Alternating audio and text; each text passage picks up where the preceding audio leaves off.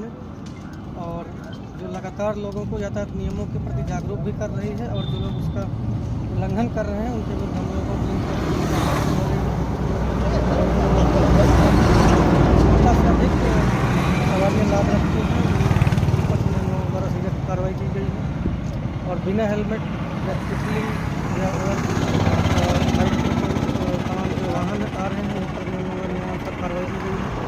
तो पूरा का पूरा हम लोगों का उद्देश्य ये है कि जो उत्तर प्रदेश सरकार का जो उद्देश्य है, लगातार जो घटनाएं हैं उनमें कमी लाई जाए और लोगों को जो है सरल और सुगम यातायात व्यवस्था जो है उपलब्ध कराई जाए। आवारा पशुओं को लेकर भी कुछ कार्रवाई चल रही है?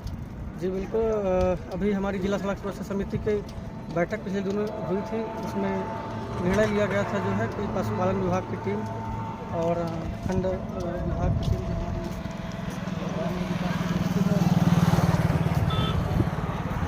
मार्ग पर